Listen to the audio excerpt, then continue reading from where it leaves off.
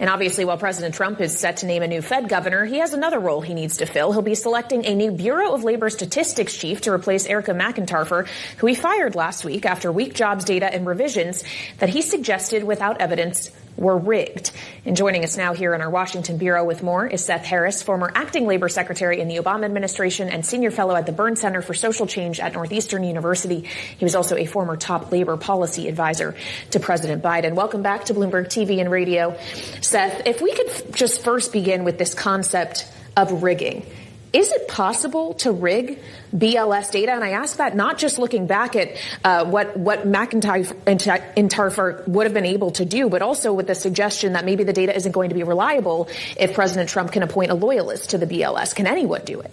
No one person at BLS could possibly do it, especially the commissioner who is not the person who puts together the statistics. This is not Erica McIntarfer sitting at her computer on her own, writing up a report and then sending it to the public.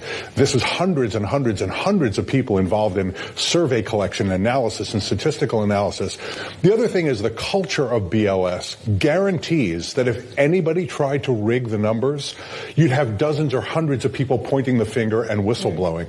So there's zero chance that these numbers were rigged. They were an honest reflection of a labor market that is slowing down dramatically under the Trump economic policies. And a reflection of some late replies. We understand only 42% of the respondents got back to the government in time, and so when they had a flood of late replies, revisions were added. Kevin Hassett, whose name is on a very short list to be the next Fed chair, has been on television saying that those revisions equal the hard evidence that this was rigged. Could you trust a Fed chair who says that on behalf of the president?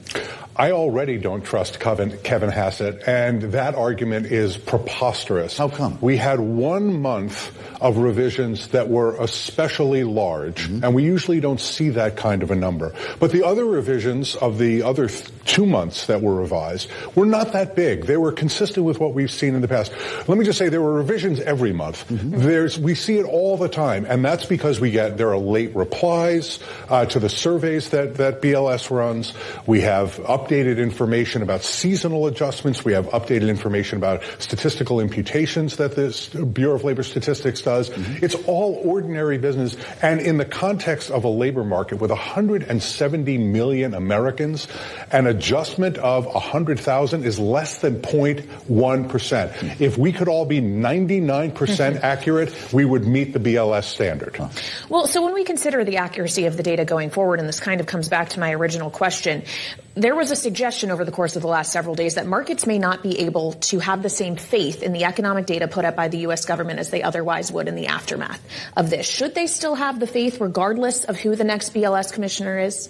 Not regardless. I think it's very, very important who the president appoints to be the next BLS commissioner, because even though in any given month, at any given time, the commissioner can't change the results in a monthly employment situation report, over time, you can make a series of strategic decisions that would have an effect on the outcome. So I think there is real cause for concern. And whoever is nominated to that job is already under a cloud, because the President of the United States lied about what happened with this BLS commissioner. She did not rig the numbers. He said that to justify firing her, when, let me just say, he could have just fired her. There was no reason to make that false accusation against her. He doesn't want people to know the truth about the economy. But, you know, the American people, working people, they know what's going on. They know if there are jobs available to them. They know if their wages are going up. They certainly know if their prices are going up. They know that there's a lot of confusion around tariffs, so their employers don't know what to do. That's the problem, is firing the BLS commissioner accomplished absolutely nothing, and the president has now put the integrity of our statistical system at risk. With that said, are you surprised to see Wall Street today? You would think that we'd be down 1,000 points having listened to the way that you just described this. But the market's on a tear. The VIX is down. Stocks are up. Where's the disconnect here? Because Republicans would say there's a lot of pearl clutching going on today over this. How would you respond to them? I'm not surprised that they would say that, but let me just say, I don't make my judgments about whether or not there's a good policy or a bad policy or a good decision or a bad decision in government based on how markets respond. If there is a problem long term with the firing of Erica McIntarfer, the BLS commissioner, we're going to see that evolve. We're going to have to see who President Trump appoints. We're going to have to see whether or not there is whistleblowing that goes on inside of BLS. Mm-hmm. We're going to have to see how that person talks about their job. Mm-hmm. If they truly are independent, which the BLS commissioner is supposed to be, then I think the markets would be right not to be concerned about it. But if, like everybody else seemingly that President Trump appoints, they only do his bidding and they don't worry about being responsible, being ethical, then I think the markets are going to be concerned.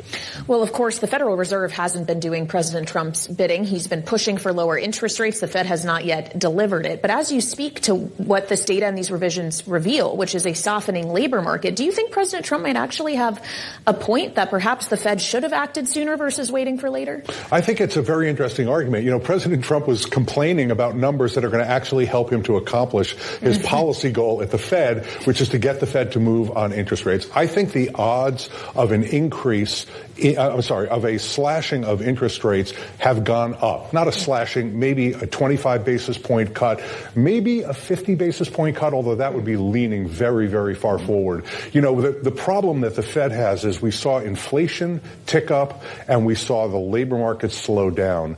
There's a real risk of stagflation here. So they are in a situation where they have to move very, very, very cautiously. And let me just say, caution and Donald Trump don't belong together in a sentence. Add the impact of tariffs, add the impact of continued mass deportations. Let's say 6 months to a year from now. What do monthly jobs numbers look like? We've had some tell us here that we could be down to a trickle. 10,000 a month wouldn't be an outlier in a world like that. Yeah, I think that's exactly right. I think it's hard to overstate the disaster associated with the uncertainty caused by the tariffs and the catastrophic effects of these deportations on communities and workplaces all across the United States. People are petrified, justifiably so. We have masked, unidentified ICE agents going into workplaces and rounding up people who have been in this country for decades, some of them many decades, working responsibly, paying their Social Security taxes and their income taxes, contributing to our economy, and they're being thrown out of the country. That is not just morally wrong, but it is very, very bad for our economy. There seems to be no sign that either of these two deeply troubling economic policies, the tariff confusion that the president is causing, not to mention the actual effects of the tariffs on prices and other things, production in the United States, but the deportations are just going to kill us. Our economic growth depends upon having more people, not fewer. The president's going to throw a bunch of really good quality workers out of the country just because they have brown skin. Well, when we consider the tariff aspect, knowing it is 3 days from now that we're supposedly going to start collecting the higher levies that President Trump announced on Friday, when does that actually start to more materially have an influence on the hiring and firing decisions that businesses are making when they're facing higher input costs and considering their own labor costs as well? You know, I think it's very hard to predict because the president is extremely hard to predict. He puts the tariffs on, he takes the tariffs off. He makes it 50%, he makes it 10%. He says he strikes a deal. We never see the contents of the deal. Businesses really don't know what the sound decision is. You know, I'm telling you something you know very well because you work on this network. Capitalism depends upon transparency and certainty. And we have neither of those things with respect to the president's tariff policies.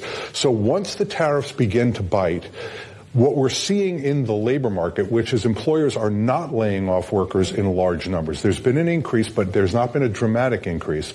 We will then see employers begin to make decisions about decreased output because they're not able to sell their products. They're going to have higher input costs. That means they may have to lay some people off. So that's what we want to monitor. Looking at the weekly initial unemployment claims number, which is something of a proxy for layoffs, I think is going to be a very important indicator for what's happening in the labor market with respect to employer decision-making. Right now, they're kind of staying still, hoping that all this is going to pass. Yeah. But once they start making decisions, that will be an indicator that they're making the decision to lay people off. Let's stay in touch on this. It's great to have you back. That's Seth Harris, former acting labor secretary in the Obama administration, senior fellow at the Burns Center for Social Change at Northeastern University. Thank you, as always. Coming up, President Trump's